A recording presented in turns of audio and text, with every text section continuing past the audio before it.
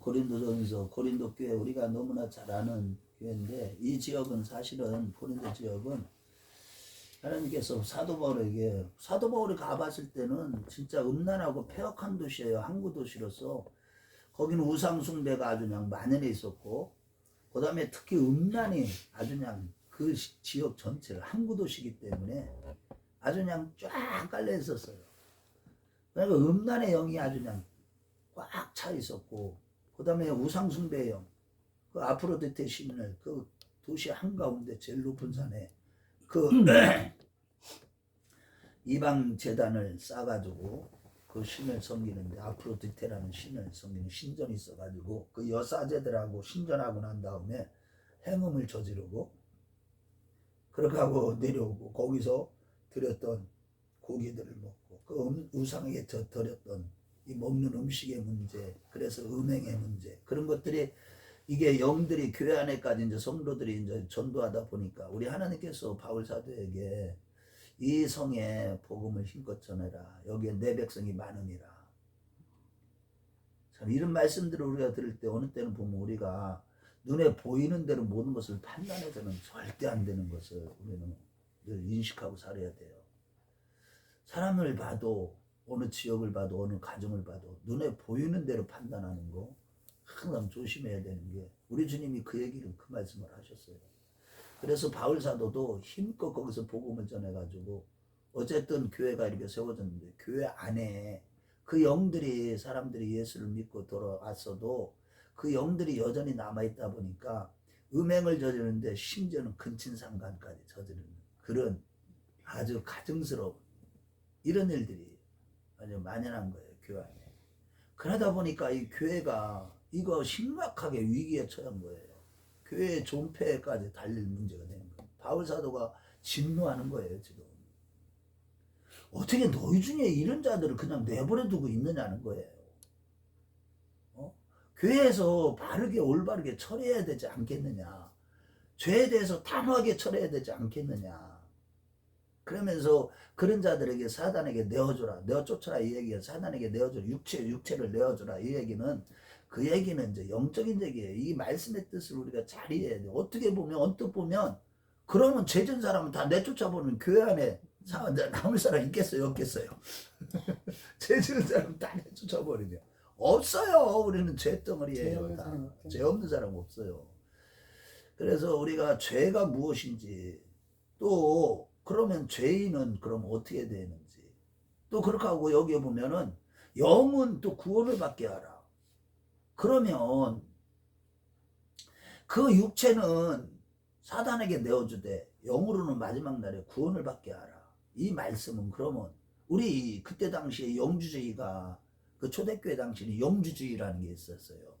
그 헬라 철학인데 이거는 뭐냐면 이원론으로 생각하는 거예요. 항상 눈에 보이는 거와 안 보이는 거.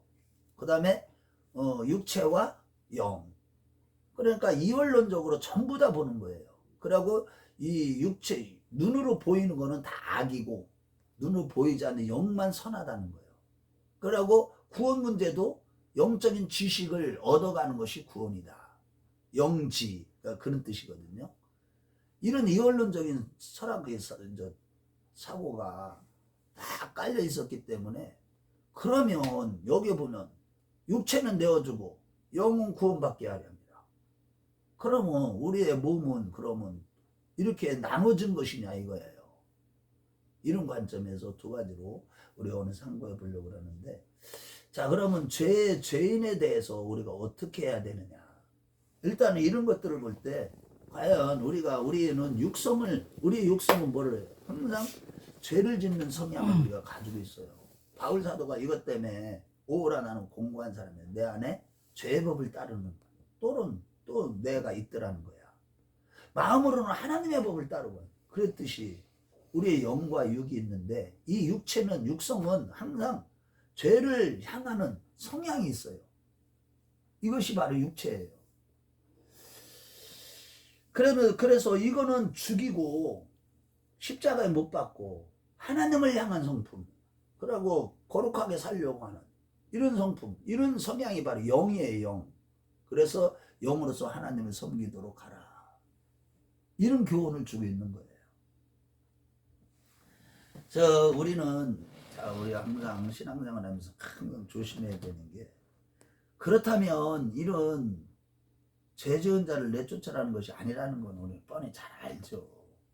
예수님께서도 성경 전체적으로 봐도 항상 이 죄는 미워하되 사람은 미워하지 말라고 해요. 우리 주님은 그래서 모든 사람에게 대해서, 지금 이재명 같은 사람을 주님은 봐도 불쌍히 여겨 보이지, 저 때려 죽이려고 이렇게 안 봐. 이재명 안에 있는 귀신들을 보는 거지. 그런데 우리는 이런 것들을 잘 분별을 해야 돼요.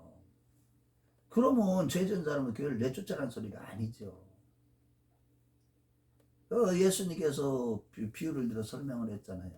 100마리 양이 있을 때 99마리가 있는데 한 마리 잃어버린 양을 위해서 산을 넘고 고를 지나고, 그래서 한 마리 양을 찾고 왔고 그렇게 기뻐서 잔치를 벌이는, 이런 내용을 보더라도 그렇고, 모든 성경은 한 영혼을 천하보다 귀중하게 여기는 그 아버지 마음에 성경에 기록되어 있으니까 내어 쫓지라는 것은 그건 아니라는 확실한 거고요.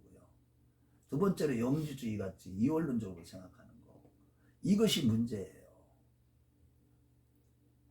한마디로 우리는요, 신앙이 주님을 섬기고 주님을 사랑하고 주님의 말씀에 순종하는 이러한 신앙생활은 항상 육체로 나타나야 돼요. 몸으로서 드러내야 돼요. 보이는 몸으로서. 이게 신앙이에요. 근데 2절에요. 쫓아내지 아니하였느냐라고 책망을 했잖아요. 쫓아내지 그래서 않았느냐. 3절에서는 그 얘기를 했죠. 지금 봐봐요. 쫓아내지 않았느냐. 여기 3절에 보면, 아니 2절에 우리가 그러하고도 너희가 오히려 교만하여 져서 어찌하여 통한이 여기지 아니하고 그 일 행한 자를 너희 중에서 쫓아내지 아니하였느냐.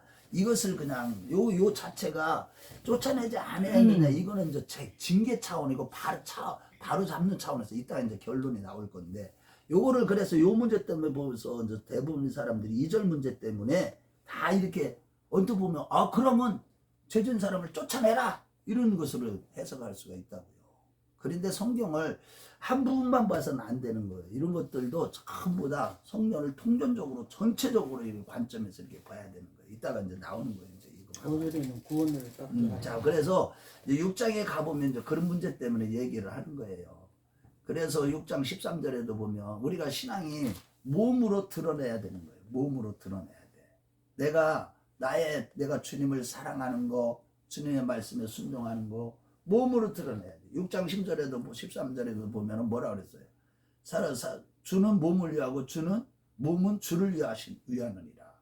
우리 몸으로 하나님 앞에 우리의 신앙이 드러내야 된다는 그런 뜻이에요.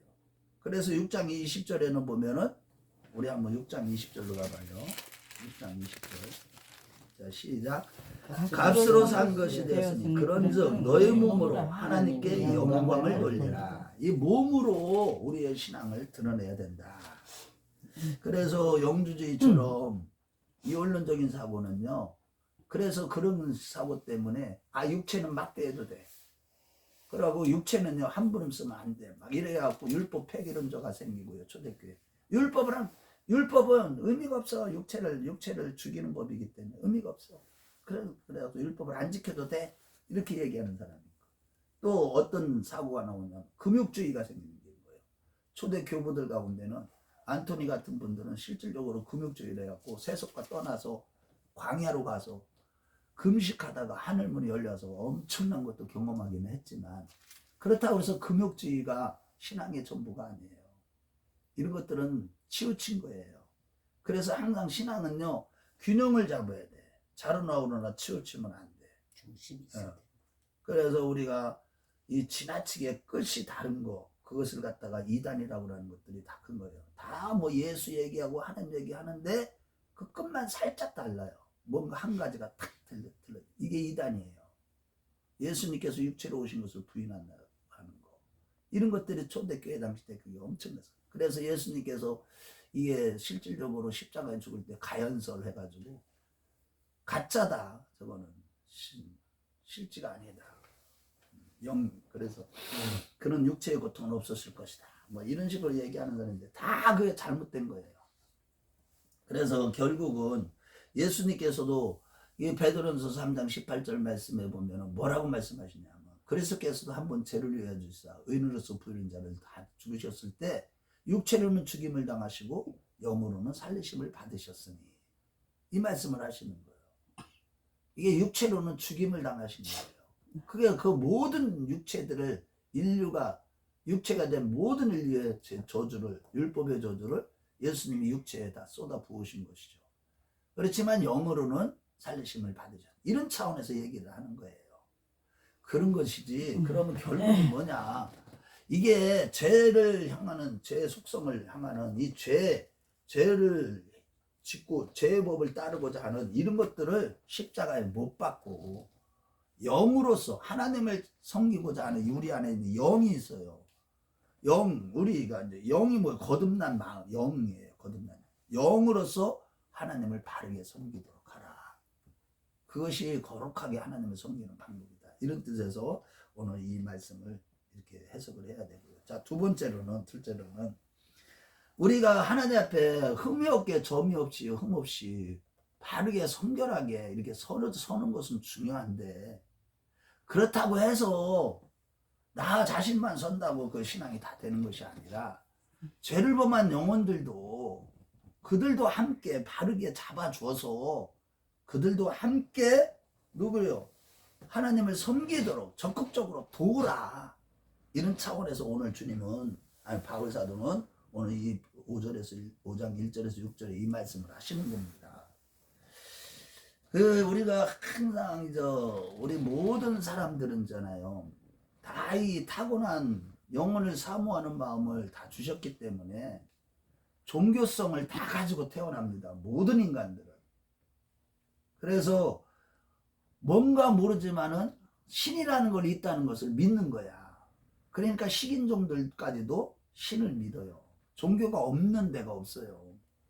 지금 오늘날 불신자들이 나는 아무 종교도 없다고 그러는데 자기 자신을 믿는 그 자신도 종교예요. 그런데 이 종교 중에서 이제 최고로 문제는 뭐냐면 초월주의예요. 초월주의. 뭔가 특별해야 돼. 초월주의 사고. 이게 문제예요. 항상. 인간의 이 종교 조건중에 모든 종교에 있듯이 기독교 신자들 안에도 옛 성품이 그대로 남아있기 때문에 이러한 피상적이고 초월적인 것으로 신앙의 맛을 채우려고 뭐 신비한 걸 채우려고 막 신비한 걸 보려고 하고 눈으로 보려고 하고 들으려고 그러면 음성을 직접 막 들으려고 해요. 이러다가 잘못하면요 마귀의 음성을 듣고도 하나님의 음성을 듣고 착각하는 경우들이 많고 그래야 하나님께서 보여준 게 아니라 마귀가 보여준 걸 갖다가 그대로 갖다가 이렇게 행함으로 아주 멸망의 길을 거는 마귀의 종이 되는 경우들이 그렇게 많은 거예요. 미혹되는 영들이 그렇게 많아요. 마지막 때. 그러나 우리는요 몸으로 산제사를 드리는 그런 신앙생활을 해라는 뜻이에요. 우리 몸으로 너희 몸을 하나님 기뻐하시는 거룩한 산제사로 드리라. 이게 무슨 뜻이냐는 거예요. 우리가 일상생활에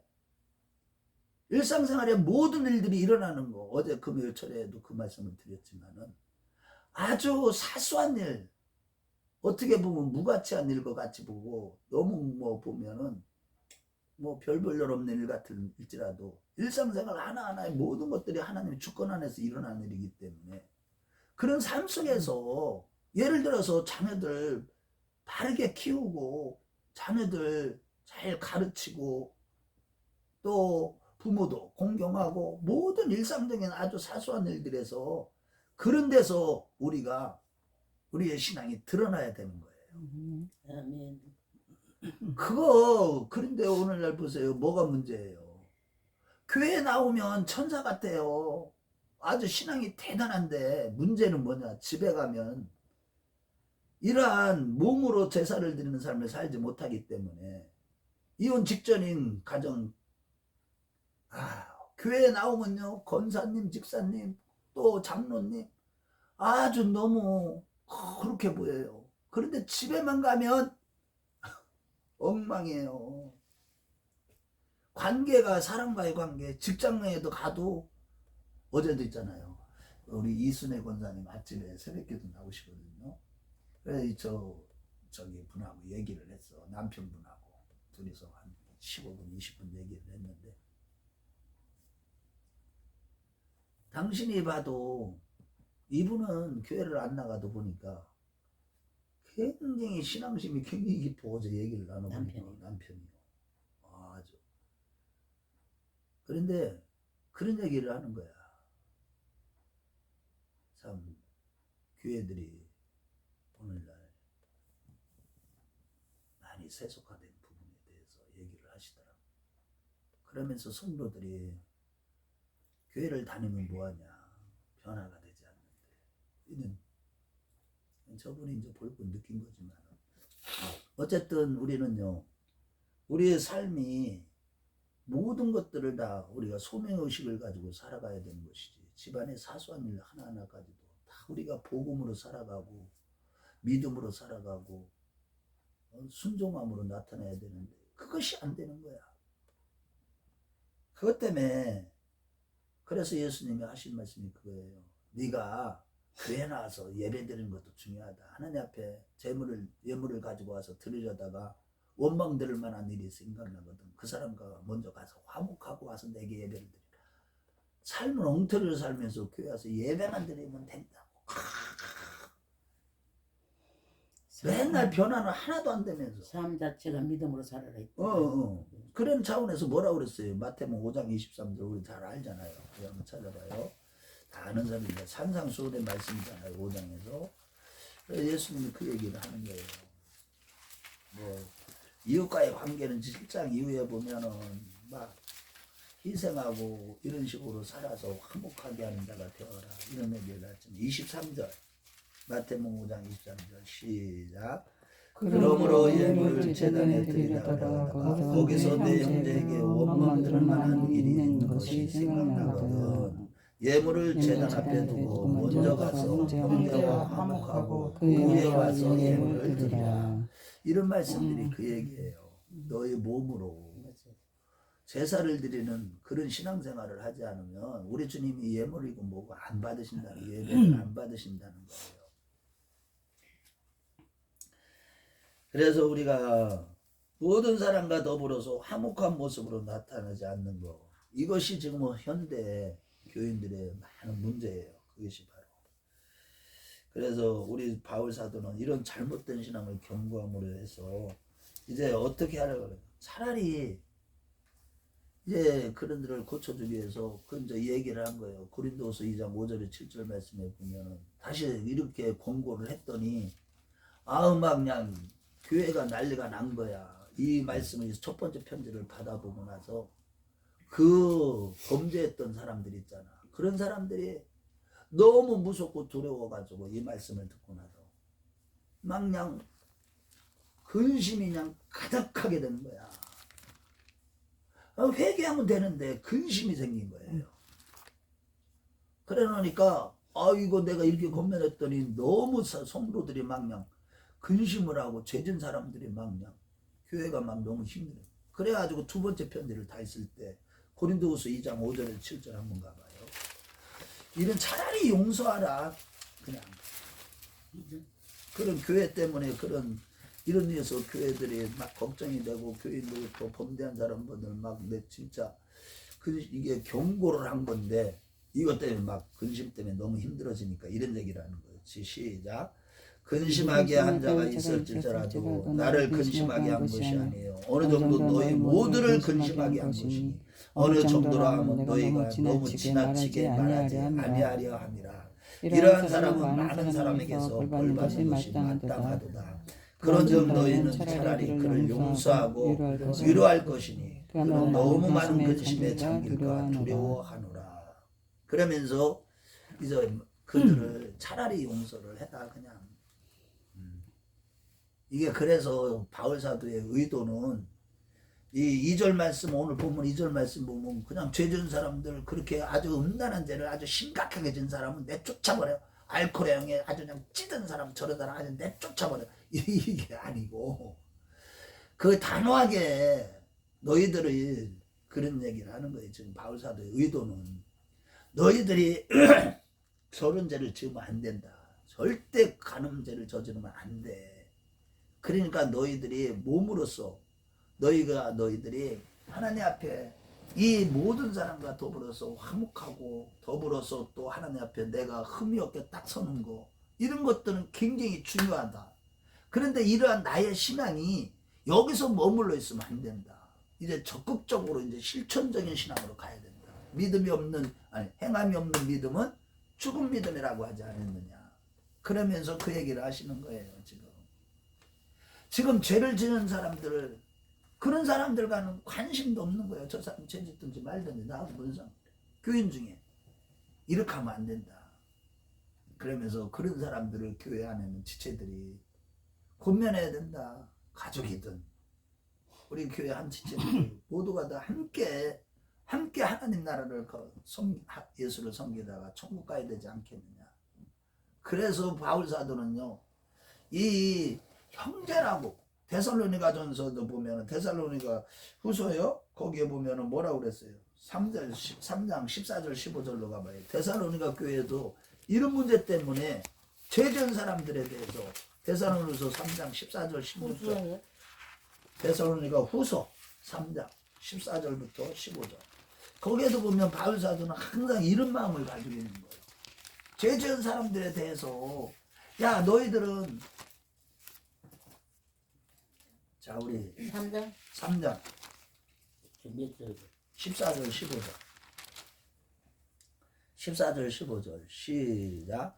누가 이 편지에 우리 말을 순종하지 아니하거든 그 사람을 지목하여 사귀지 말고 그러하여금 부끄럽게 하라. 그러나 원수같이 생각하지 말고 형제같이 권면하라.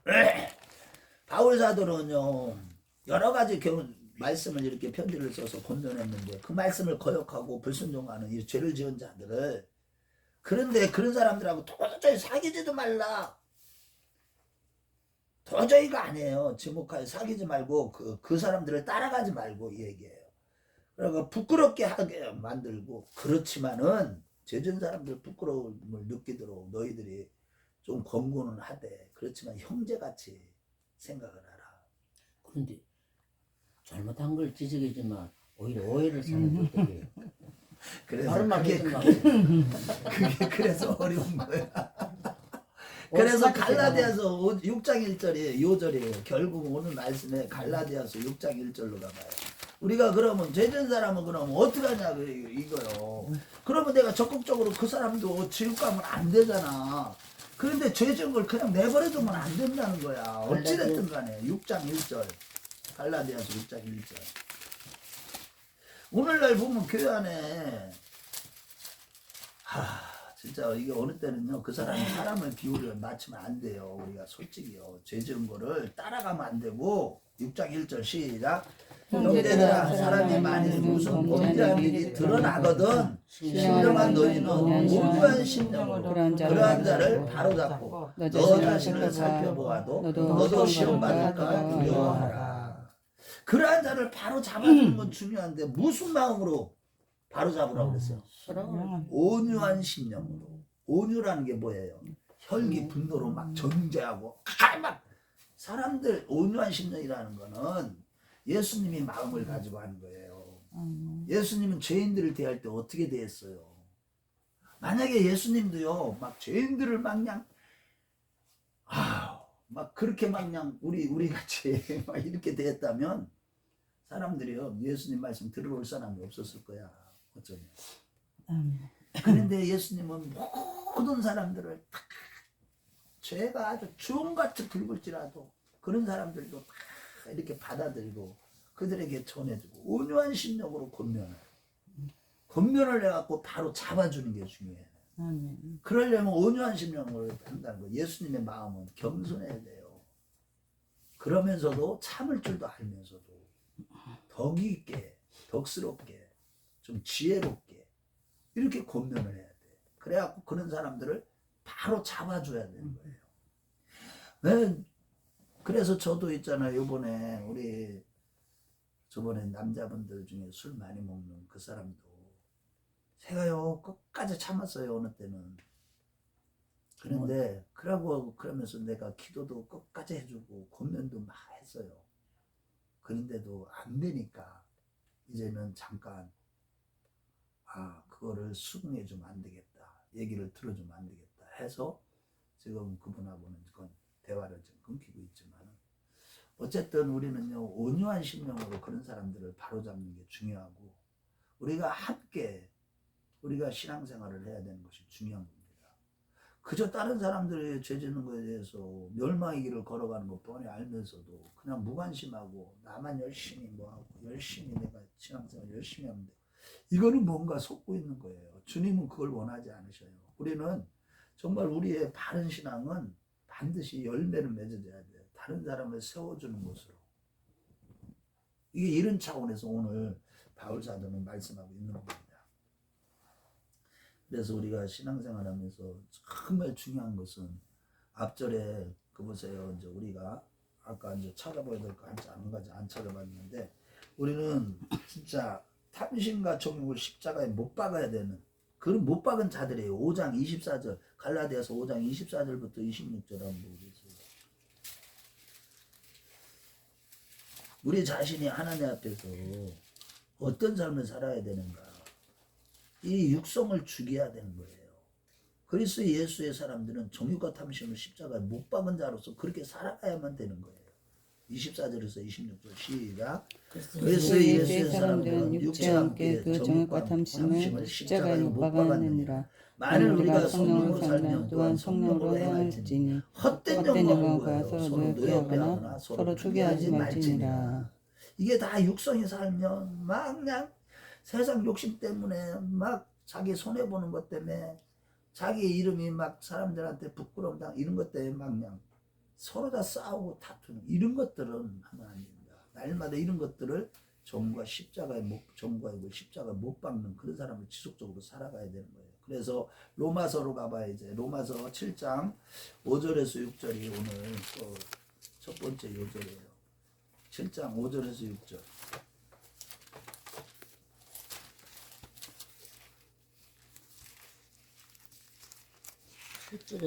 7장 5절에서 6절. 그래서 이런 것들을 이런 성품들을 뽑아내야 되는 거예요. 우리 같이 읽어봐요. 시작. 우리가 욕심에 있을 때는 율법으로 말미암는 죄의 정욕이 우리 지체 중에 역사하여 우리로 사망을 위하여 열매를 맺게 하였더니 이제는 우리가 웅매했던 것에 대하여 죽었으므로 율법에서 벗어났으니 이러므로 우리가 영의 새로운 것으로 섬길 것이요 율법의 조문은 묵은 것으로 아니할지니라. 그런즉 우리가 무슨 말 하리요? 여기까지 5절 6절만 보면 돼요. 여기에 보면 특별히 6절 하반절에 보면 육에 우리가 영의 새로운 것으로 섬길 것이요 율법의 조문에 묵은 것으로 아니할지니라. 그래서 우리가 육체를 정죄하는 법은 율법으로 살아가면 안 되는 거예요. 항상 복음으로 살아가야 돼. 그래서 우리가 결론적으로는 그 얘기예요. 결국은 이 죄와 죄는 이거 우리가 어떻게 대할 것인가. 이 죄에 대해서 정확하게 죄는 미워해야 돼요. 그렇지만 죄는 어떻게 해야 돼요? 미워할 것이 아니라 형제를 생각하고 바르게 온유한 심령으로 바로 잡아주는 거. 그럴 때 교회가 거룩해지는 것이고 그럴 때 주님의 몸된 교회로 바로 세워져 가는 거예요. 그래서 성경 전체적으로 보면 물론 교회는요 죄인들이 와서 회개하고 예수를 믿음으로 회개하고 거룩함을 이루어가고 그리스도를 닮아감으로 구원을 이루어가는 그런 공동체예요. 그래서 날마다 그리스도를 닮아가는 그러면서 우리가 성화되어져 가는 구원을 이루어가는 그런 교회가 돼야지 사람의 비유에 맞추고 죄 진 걸 그냥 내버려 둔 거나 막 이렇게 하면 안 돼요. 그러고 자랑을 너무 하는 사람들도 지혜롭게 권면을 해야 돼요. 근데 죄는 미워도 인간은 미워하지 말아 하는데 내가 김문국을 안 미워하려고 해도 안 미워할 수 없는 목사님 내 말 들어봐. 저 앉아가지고 뭐 가는 거 아니라 자기 아들이 저기 뭐 김학준하고 저기 전철이 집사하고 저기 한테 우리 아버지 술 좀 미지 마라 간다고 그러니까 밀었다고 그걸 고소를 해가 돈을 요구한다 하잖아. 그런데 내가 했었어. 내가 술 억지로 미인다 네가 먹었지. 내가 밀어서 하도 밀어가지고 내가 누가 니 피놓고 뭐 있어 내가 네가 먹었지. 내가 이렇게 했거든. 그래 그 마음을 알아. 다 알아. 그 권사님이 그 미워서 진짜 그런 게 아니고 영혼이 미워서 그래 미워서 그런 게 아니라 진짜 그래. 안 미워서 그러고 나서 내가 이제 내려왔는데 임경옥하고 이제 그거 뭐고 저기 이기복하고 한참 이야기를 듣긴 했어. 그래서 내가 저하고 앉았는데 있잖아요. 무엇이하고 열 탁 잡는 거예요. 누구 미쳤나 이거 왜 지랄하는 일 가지고 술 처먹고 내가 지랄했거든 내가. 아 그게 더 깨름치고 기분 좋겠어요 내가. 결론입니다. 우리 이제 이 말씀을 주신 것은 정말요. 오늘 본문에서 5장 6절에 보면은 교회의 거룩에 대해서 말씀하고 있어요. 교회는 거룩한 교회가 돼야 된다. 우리 자신도 내가 하나님 앞에 흠없이 서는 것도 중요하지만 교회가 거룩한 교회가 돼야 된다. 아멘. 그것을 위해서 힘쓰는 저와 여러분들 되시고 주님을 축원합니다. 우리 다 같이 통성으로 오늘 말씀 붙들고 1분간만 기도합니다.